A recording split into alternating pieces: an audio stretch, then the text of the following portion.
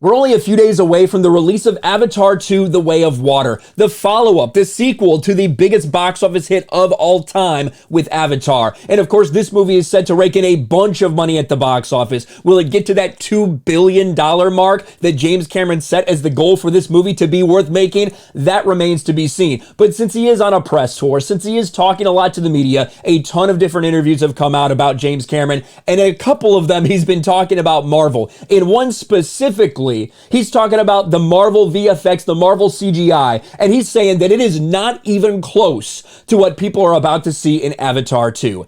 Avatar's 2 CGI beats Marvel's work on Thanos, according to James Cameron.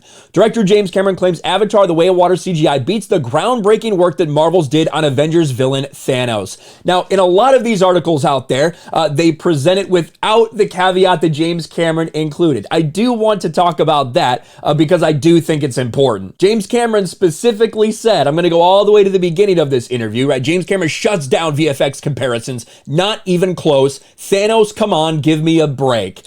In the beginning, he does say this. I just want to say ahead of time, I'm not going to diss Marvel or DC. That's what Cameron said at the beginning of the interview, because in recent days, in recent weeks, he's been saying a lot about Marvel. He's been very critical of Marvel movies. He said that basically every Marvel character is effectively the same. They act like teenagers. They have nothing that actually grounds them in reality. They have nothing that gives them actual emotional weight. So he did fire a couple shots at Marvel to be sure, but I wanted to put that disclaimer before we talk about the very dismissive speaking about Marvel CGI. Now, I'm going to let you listen to James Cameron himself because he did do this interview. He is asked specifically about CGI, about the CGI with Marvel, and if that is like a goal for him to surpass or anything.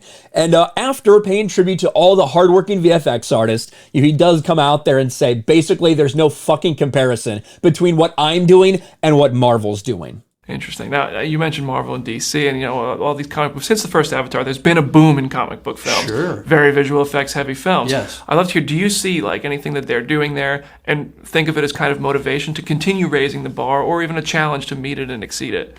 Look, what happens is the more people are doing visual effects around, and obviously the big comic book superhero films have been driving the sheer volume of the industry, right?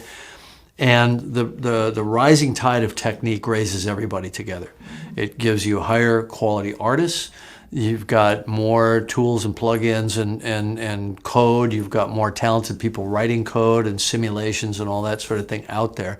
And then, as we're putting our team together, and as Weta Digital is constantly having to, have new hires and so on, it's coming out of that pool. So it improves everything together. Now, that said, Weta FX, as it's now known, is the best, right? I mean, ILM does great work, but when it comes to the kind of emotive, facial stuff that we're doing, I mean, Thanos, come on, give me a break. You saw this movie. It's not even close. What you guys did is incredible. I mean, it's the most immersive. What Weta did. It's not even close. And again, you can tell like the way he even says it, that he makes it very clear that he thinks that what they did with Thanos, that's not even fucking close to what they're doing. It shouldn't even be in comparison with it right now. We'll listen to him one more time. I mean, ILM does great work, but when it comes to the kind of emotive, facial stuff that we're doing, I mean, Thanos, come on, give me a break. You saw this movie.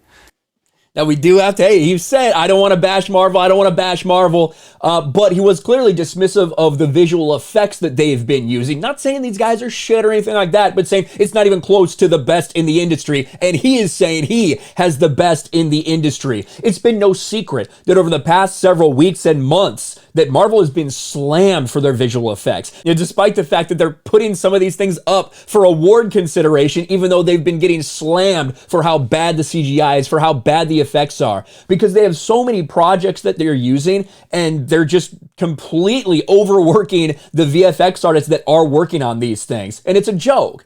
Some of what we've seen with something like She-Hulk, even in Thor: Love and Thunder, it's been a complete and total joke that this is what they're putting out there. This is the product that they're putting out there in 2022. James Cameron seems to make it pretty clear that that's not what he's going to do. That's not what Avatar 2 is going to be. It's going to be the best of the best CGI.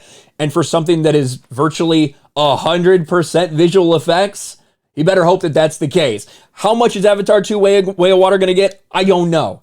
I originally thought maybe 1.5. Now some people are saying closer to 2. That'd be insane, but that might be where we are with Avatar 2, The Way of Water. What do you think about this? What do you think about his comments comparing Marvel's CGI to what he's about to do? Let me know in the comments section below. Smash a like button, subscribe to the channel, ring the bell for notifications, share this video out there, and I'll talk to you later.